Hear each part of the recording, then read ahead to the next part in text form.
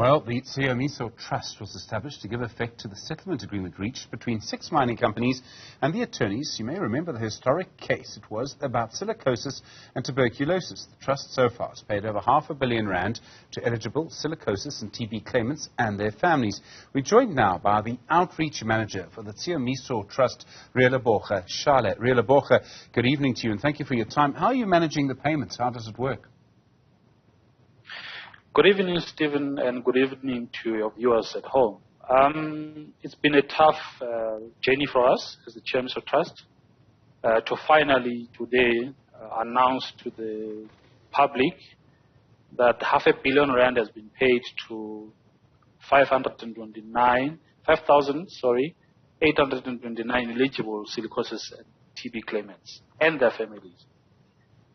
You remember in our statement that was released by our CEO, Mr. Cotton, sometime in April, he announced that 320 million has been paid to eligible claimants, and in 2 months, we had surpassed our milestone by paying 500 million, which is R500 million. And that should be noted, Stephen, that it's only 10% of what we are supposed to cover in our lifetime. We are pleased again to inform our claimants and the general public that the Trust has now upped up our efforts in processing deceased claims, and we have now managed to address even the significant backlog that we had in that regard. Now, in the past 2 months or so, we have built up our systems in terms of capabilities for tracking and again authenticating the historical medical records. This means that we have covered a lot of work.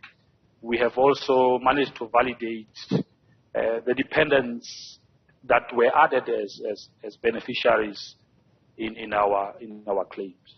So in the end, it can be quite difficult to know if someone, and it may be a family of a person who's deceased, very likely to be in fact, has a legitimate claim or not. Sometimes death certificates don't say that it was silicosis, for example, that led to someone's death. How are you determining who should get the money? So with the silicosis claims, Stephen, our trust dictates that should a claimant die with or as a result of silicosis, it goes without many arguments, on that one. Where it becomes a challenge and a very difficult challenge is, you'll remember, Stephen, that especially in our black communities, the issue of autopsy, it was not so much prevalent in the past few years or a decade or so. Now, we are now forced to dig into the medical records in partnership with the MBOD, CCOD, in partnership with the National Department of Health, in getting sufficient information that can, support the claims. It gives us a headache because, as a result of POPIA Act, we still need to get authority or we still need to get approval from the concerned claimants to access that information. Then it takes longer than expected. Some families, I think, are quite frustrated. I'm sure you can understand that frustration. I mean, they've been waiting for this money for a long time. The case happened a while ago. They still don't see the money. We understand the frustration of our people, and we are together with them going to be working together going forward to ensure that we speed up our processes. Like I said, in the past 2 months ago, when our CEO, Sir Cotton, had made a statement, we had only paid 320 million.